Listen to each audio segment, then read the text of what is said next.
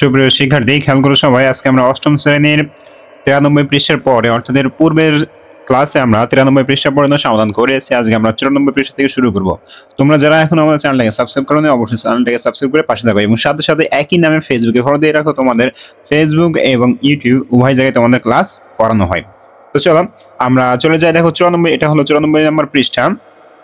এখানে বেশ রিডিং পড়া দেওয়া রয়েছে, এগুলো তোমাকে সুন্দরভাবে পড়ে ফেলতে হবে। আমরা শুধুমাত্র তোমাদের ছক যেগুলো থাকবে সেই ছকগুলো তোমাদের সুন্দর করে পূরণ করে দিব। দেখো এখানে একজন দেবীর কথা বলা হয়েছে, তোমরা অবশ্যই এগুলো সুন্দর করে পড়ে ফেলবে। 96 পৃষ্ঠায় ঠিক একই রকম তোমাদের যে দেব তারপর দেবী এদের কথা বলা হয়েছে। তোমরা এই রিডিং পড়াগুলো সুন্দর করে পড়ে ফেলবে, তারপরে আমাদের এই কাজগুলো দেখবে, তাহলে দেখবে খুব সুন্দরভাবে তোমরা ইজিলি বুঝতে পারবা। তো দেখো এখন আমরা চলে আসলাম 98 নম্বর পৃষ্ঠা, অর্থাৎ এখানে আমাদের একটা ছক রয়েছে, এই ছকটা আমাকে করতে হবে। তো তার আগে আমি বলবো উপরের এই নির্দেশনাগুলো আমাকে অবশ্যই একটু কি করতে হবে, পড়তে হবে। তো চলো আমরা এটা একবারে পড়ে আসি।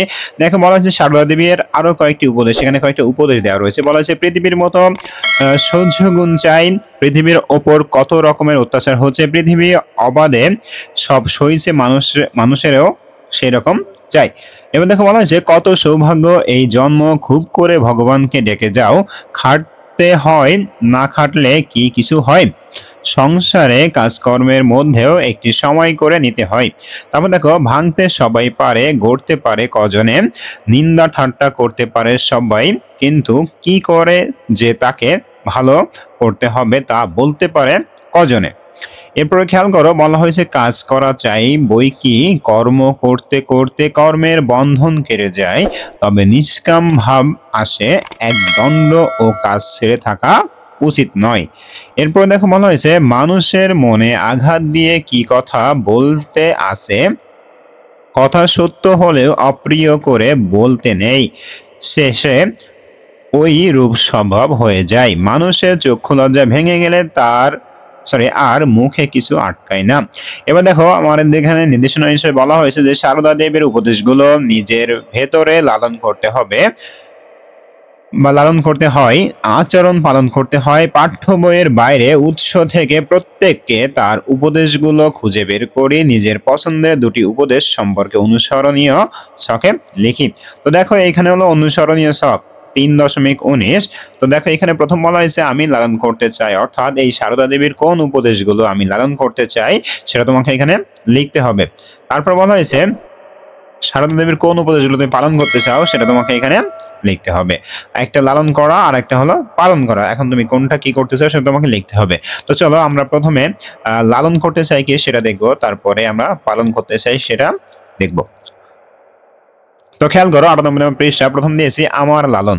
তো খেয়াল করো সারদা দেবীর উপদেশগুলো নিজের ভেতরে লালন করা মানে হলো তার উপদেশগুলির আসরে আমরা আমাদের মনের ভেতর শান্তি, বিচারশীলতা এবং ধার্মিক আদর্শের অনুষ্ঠান করতে পারি।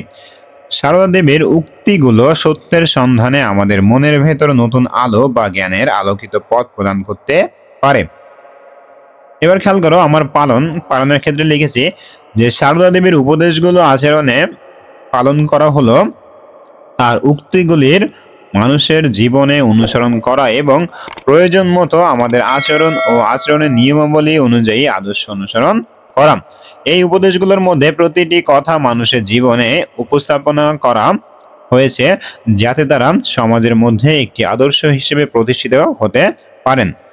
আচরণে পালন করার মাধ্যমে আমরা আমাদের আচরণ ও আদর্শগুলির প্রতি মৌলিক মূল্যায়ন করতে পারি এবং আমাদের চারিত্রিক ও আধ্যাত্মিক বৃদ্ধির পথে অগ্রসর হতে পারি। তাহলে আশা করি তোমাদের 98 নম্বর পৃষ্ঠাতে যে ছকগুলো ছিল সেটা তোমরা খুব সুন্দরভাবে কমপ্লিট করতে পেরেছো। এরপর চলে আসলাম দেখো 99 নম্বর পৃষ্ঠায়। দেখো বলা হয়েছে রামকৃষ্ণ মঠ ও রামকৃষ্ণ মিশন। তো তোমরা এখানে বেশ কিছু তোমাদের দেবদেবী সম্পর্কে বিভিন্ন তথ্য এখানে দেওয়া রয়েছে, তোমরা সুন্দর করে এগুলো খুবই মনোযোগ সহকারে পড়ে ফেলবে, দেখবে তাহলে এখান থেকে অনেক কিছু তোমরা বুঝতে পারবে। এবং আমাদের মূল যে টপিকটা লাগবে সেটা হলো দেখো এখানে বলা আছে রামকৃষ্ণ মিশন কোথায় থাকবে, চলো আমরা দেখে আসি। তো খেয়াল করো আমরা 101 নম্বর পৃষ্ঠায় চলে আসলাম। এখানে আমরা পড়ি, দেখো বলা হয়েছে যে আমার মত আমার মত অর্থাৎ আমার যে মতামত, আমার যে ইচ্ছা অনিচ্ছা, শখের বক্তব্যগুলোর সঙ্গে আমরা প্রত্যেকে সহমত কি না জানাই এবং মতামতের ব্যাখ্যা দেই। তো ফার্স্টে দেখো আমার মত এটা হলো একটা শখ, এই শখে তোমার সহমত নাকি সহমত নয় সেটা তোমাকে এখানে প্রকাশ করতে হবে। দেখো ফার্স্টে বলা হয়েছে শ্রীরামকৃষ্ণ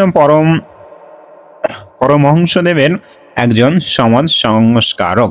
এখন কথা হলো এটা তুমি সহমত করো নাকি সহমত করো না। যদি সহমত করে থাকো তাহলে সহমত, যদি সহমত না করে থাকো তাহলে সহমত নয়। এখন আমি সাপোজ সহমত করি, এখন যদি সহমত করি তাহলে সেটারও মতামতের ব্যাখ্যা আমাকে দিতে হবে, যদি আমি সহমত না করি সেটারও মতামতের ব্যাখ্যা আমাকে দিতে হবে। তো চলো আমরা সহমতের যে ব্যাখ্যাটা সেটা আমরা দেখে আসি। দেখো খেয়াল করো, এখানে দিয়েছি শ্রীরামকৃষ্ণ পরমহংসদেবের দেব ছিলেন ঊনবিংশ শতকের এক প্রখ্যাত ভারতীয় বাঙালি যোগ সাধক, দার্শনিক ও ধর্মগুরু। তিনি তার ধর্মীয় চিন্তাধারার মাধ্যমে সমাজে গুরুত্বপূর্ণ পরিবর্তন এনেছিলেন।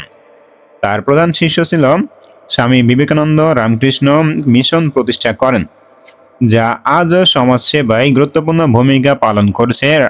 শ্রীরামকৃষ্ণের বাণী ও শিক্ষা মানুষকে মানবতার পথে চলতে এবং আধ্যাত্মিকতার দিকে অগ্রসর হতে অনুপ্রাণিত করে। তো দেখো আমাদের প্রথম যে শখটা ছিল সেখানকার যে উত্তরটা ছিল সেটা আমরা ইতিমধ্যে দেখে ফেলেছি। এবার দেখো এরপরে যে শখ আমাকে বলা হয়েছে হিন্দু ধর্ম অনেক প্রাচীন ধর্ম। এখন এটাকে এক্ষেত্রে তুমি কি সহমত পোষণ করো নাকি নয়, তাহলে এখানেও আমরা দিব সহমত পোষণ করি। এখন দেখো সহমত পোষণ করার পরে এখানকার ব্যাখ্যাটা কি হবে সেটা তোমাকে লিখতে হবে। চলো আমরা এটার উত্তর দেখে আসি।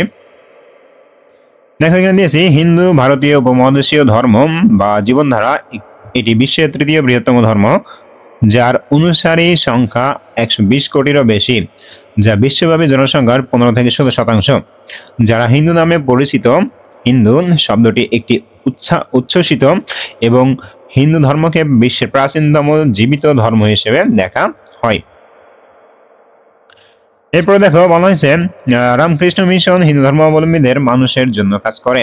এখন এটা আসলে সহমত নাকি সহমত নয় সেটা তোমাকে দেখাতে হবে। তো আমি সহমত পোষণ করলাম এবং আমার মতামত থেকে সেরকম আমরা এক নজরে দেখে আসি। খেয়াল করো, রামকৃষ্ণ মিশন হলো একটি ভারতীয় ধর্মীয় সংগঠন। এই সংগঠন রামকৃষ্ণ আন্দোলন বা বেদান্তে আন্দোলন নামে বিশ্বব্যাপী আধ্যাত্মিক সংগঠন, অর্থাৎ বিশ্বব্যাপী আধ্যাত্মিকভাবে পরিচিত, এটাও তোমরা দিতে পারো, বা বিশ্বব্যাপী আধ্যাত্মিক সংগঠন এটাও তোমরা দিতে পারো। এটি একটি জনকল্যাণমূলক স্বেচ্ছাসেবী সংগঠন। 1897 সালে 1 মে রামকৃষ্ণ পরমহংসের প্রধান শিষ্য স্বামী বিবেকানন্দ রামকৃষ্ণ মিশন প্রতিষ্ঠা করেন। মিশন স্বাস্থ্য পরিষেবা, প্রাকৃতিক দুর্যোগে ত্রাণ কার্য, গ্রাম উন্নয়ন, আদিবাসী কল্যাণ, বুনিয়াদী ও উচ্চ শিক্ষা এবং সংস্কৃতির প্রসারে গুরুত্বপূর্ণ ভূমিকা গ্রহণ করেছে। সুপ্রিয় শিক্ষার্থী, আশা করি তোমাদের 102 নম্বর পৃষ্ঠায় যে শখটা ছিল সেটা তোমরা খুব সুন্দরভাবে ইজিলি এটা বুঝতে পেরেছো। আজকের ক্লাসটা আমাদের এই পর্যন্ত, এর পরের ক্লাস শুরু হবে এরপর একটা শখ থেকে।